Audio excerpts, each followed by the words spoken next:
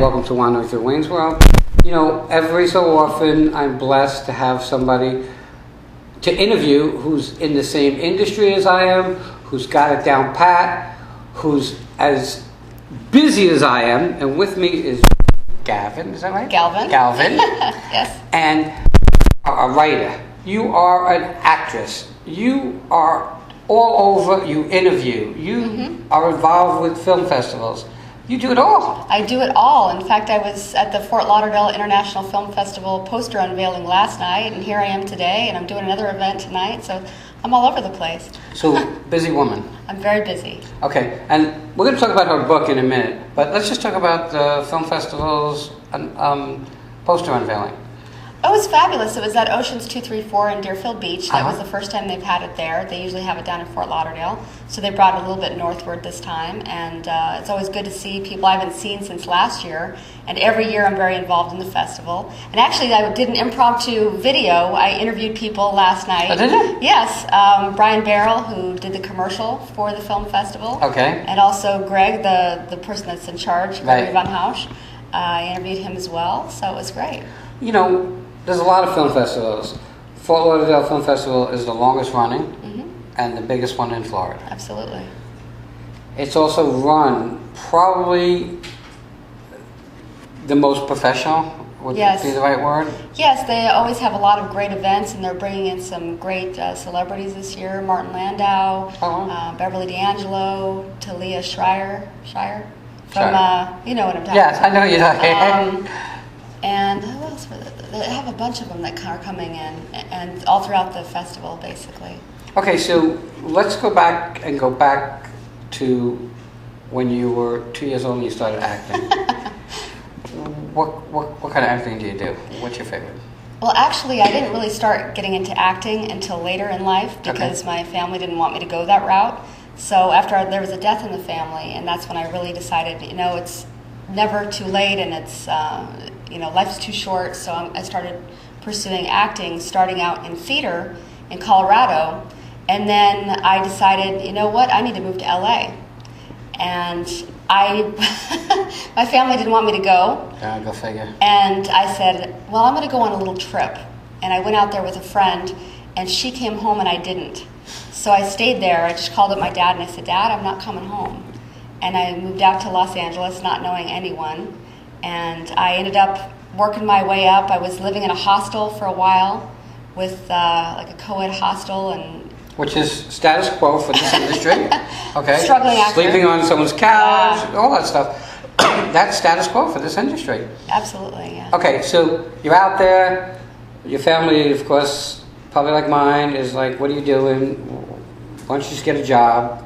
Be like everybody else. They wanted me to be a teacher, which is what I went to school for. But then I taught, and I said, this is not for me. And luckily, when I got out there, I ended up becoming a talent manager. And so I learned a lot about the business from that end of it. And I still pursued acting myself. And then I ended up meeting someone coming out here. That's a whole other story. That it fell apart, but I'm still here. That meeting somebody always does it. It can always do it to you. Yeah. All right, so my fantasy is always to get up on open mic night, a comedy, and do 3 minutes a stick. And I've never done it. I'll get up in front of the camera here. I'll get up and speak, as we were talking about prior, in front of groups. It's a nerve thing for me. So the first time you had to get in front of a camera to act, what was it like? Well, I took classes on camera, and it was really interesting to watch your facial movements. You don't realize that your face is, can be all over the place if you don't control it. Because I was used to theater acting, where you're projecting and you're, going to the back of the theater, and your movements are very large, whereas on film, everything is narrowed down and much smaller, and it's almost like you're just revealing your thoughts through the process.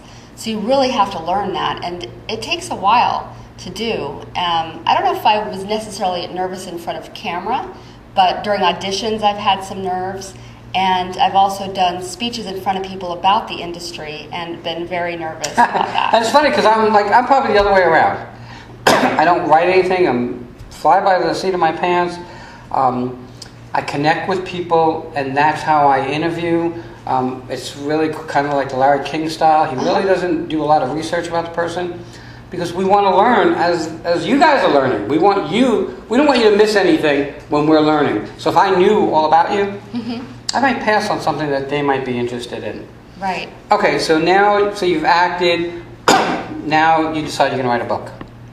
Well, when I came here to Florida, I didn't know anyone, and I didn't know how to get involved in the acting industry. So I thought, what am I going to do now? I moved here with someone that wanted to open a cell phone store. Okay. So that was his dream. So I helped him do that. We opened up 3 locations. I worked with him. And then I had all this information in my head about the acting industry, and I thought, I have to get this out. So I wrote it all out. In 2003, I think, way back, I started writing it. And then I just kind of sat it on the shelf. And it wasn't until 2009 that I kind of brought it back out. I redid the book and decided to self-publish it. And now I'm suddenly getting all this attention for the book, all these years later. But so it's kind of interesting. What most people don't understand is that this is an industry that is a dream industry for people.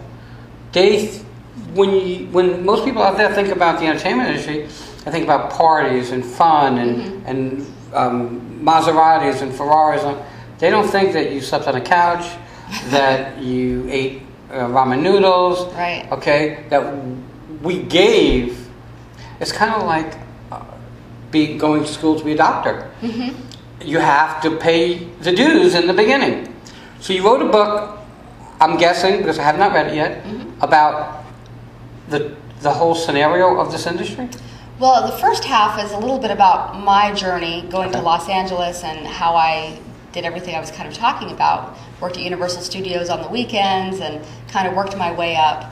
And then also working here in Florida, because eventually I did get into the acting industry and started working in independent films, and actually did more here than I did in Los Angeles, which is really interesting. And then the second half is about the basics of the biz, about how to get in, the headshots, resumes, acting coach, the union, different things you need to know if you're thinking about getting involved. And it also asks the question, do you really want to be an actor? Because this is what you have to go through. Yeah, it's not all glamour.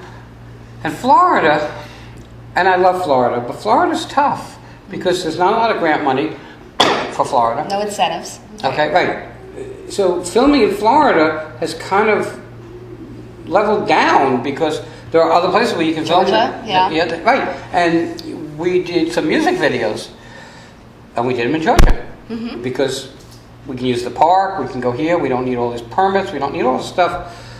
They're so accommodating, and I'm amazed that Florida is not as accommodating. Yet, we have so much here in Florida. Right. To make some amazing, great movies, films, TV shows. It's really, it's kind of weird for me to think that we're not, like, up there in filmmaking. Tell me, so you write the book, and now you're getting interest in that book. Where do you go from there? Well, I have a lot of different things going on. Besides the book, I started working as a freelance writer, and I kind of have worked my way up with that, and I'm getting a lot of attention in that realm too. So I've written for over 40 publications since I moved here in 2000, and that actually includes the one place I worked in LA. And then I have been an editor, and now I'm getting into ghostwriting book. I'm working on a book right now for someone. But I just got an award for Best Freelance Writer down at Women in the Arts Miami. I just went down there, and I was in a magazine, Miami Fashion Spotlight magazine, and now the Parklander's writing about me this month. So all of a sudden I'm getting all this attention for the writing, and then now I'm suddenly, somebody asked me to be in their movies. I was at a movie last weekend, so it's a little That's very good. We're going to cast for this movie, and we're going to get these 3 people who are going to come in, and they're going to do it for free, just for their resume. When I decided to do the movie that I did here, the short film, there was no money, and there's a lot of time and effort and editing. It goes into it, but you do it. It's one of the stepping stones, I guess, to get to be a filmmaker, if that's what I would call it. I laugh when people say, well, you did a film, you're a filmmaker. I said, a filmmaker, really? When I started in this industry, I remember in the very beginning, we did the opening of Krispy Kreme. in Boynton. Oh, okay. And people asked Bobby and I for our autograph. And we felt like so stupid. Why would you ask us for our autograph? That's how I feel. It's a little overwhelming. Right. I'm getting all this attention now. It's really But that's really kind of cool. All right, so if people want to buy the book and find out more about you, website, phone they can number? go on Amazon.com. Okay. And also, another thing that I do in my spare time, I have my own magazine about the film industry, which is Independent Streak Magazine. Okay. So if you go to www.independentstreakmagazine.com, I've been doing that for 3 years, and I focus on the film industry, specifically in South Florida, but also around the world. So I interview people in England, France, Israel, all over, and I get an audience from all over. So you can see some of the stuff that I've been up to in there. And then I have my own website, rachelgalvin.com as well. You're just one busy lady. I really don't sleep much. Well, I say, like people say to me, Wayne, you're always so busy. I says, the busier I stay, the less trouble I get into. That's right. That's how I look Maybe I at get it. a little bit of trouble. Yeah, a little trouble's okay. Nothing wrong with a little trouble. All right, so just real quick, go over your websites again, and then we'll go. Okay, independentstreakmagazine.com, rachelgalvin.com, and I'm on Facebook. I don't know. And then by yourself or with the 40 other gazillion people?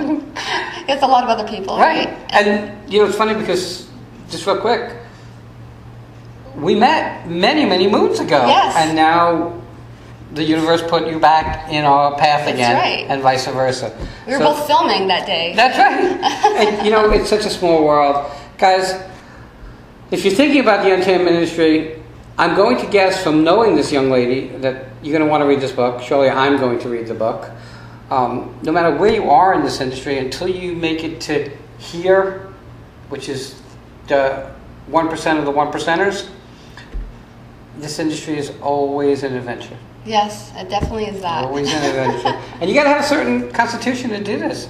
You really got to be a duck and let some stuff run off your back. Mm-hmm. And, you know, some of the things I've learned in this industry is once you do something, never watch it again. Okay?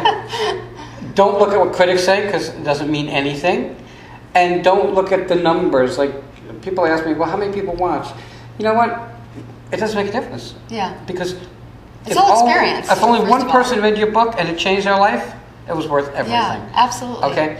And if you find out that only 5 people bought your book or watched your show or whatever, you're depressed and you won't do a good job the next time.